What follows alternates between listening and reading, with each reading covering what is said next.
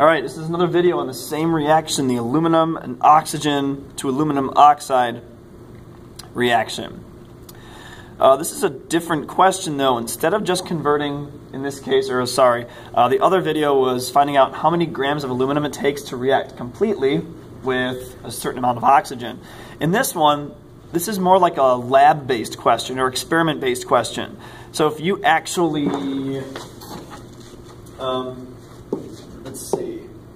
if you actually had 1.08 grams of aluminum and you actually allowed it to react with excess oxygen, we got to find the theoretical yield of aluminum oxide.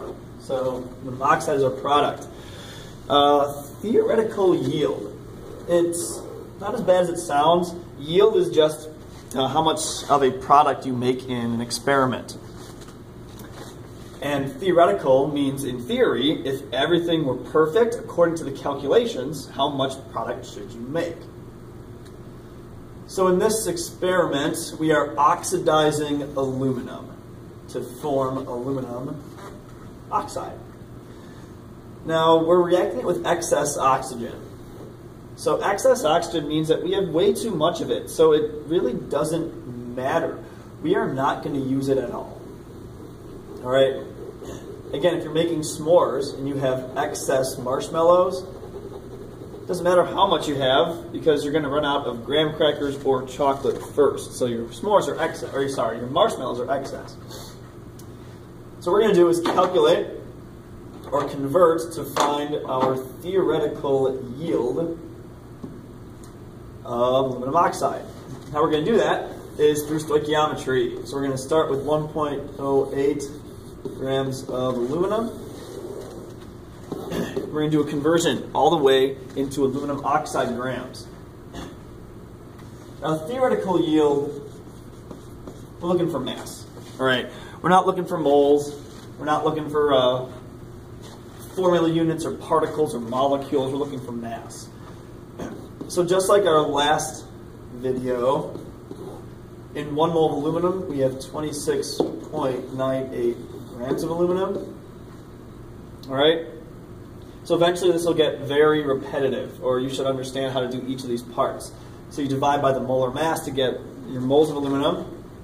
Now we are at the mole ratio part. So in 4 moles of aluminum, so if we react 4 moles of aluminum, we make 2 moles of aluminum oxide. According to the ratio, according to the balanced equation. And finally down here in 1 mole of Al2O3, we have the molar mass in grams of aluminum oxide, which is 26.98 times 2 plus 48. 101.96 grams of Al2O3. All right, perfect. All right, so that works because the grams of aluminum cancel out with grams of aluminum, moles of aluminum, moles of aluminum, moles of aluminum oxide, moles of aluminum oxide. Cool. So all we got to do now is do the math.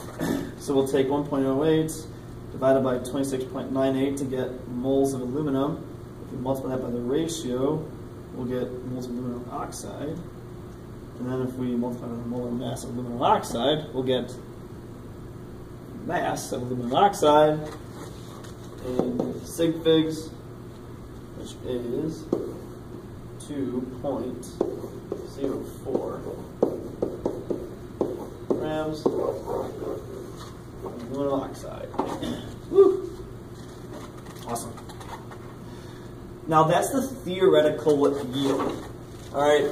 So if you were to do this lab, or this experiment, this reaction in lab, according to stoichiometry, all right, according to the mole ratios, according to what you start with, you should end up with 2.04 grams of your product. Now, will that happen every single experiment? Will your theoretical yield be what you actually get in lab? Probably not. So our next video will go over actual yield, theoretical yield, and percent yield. All right. Thanks for watching, everybody. Peace out.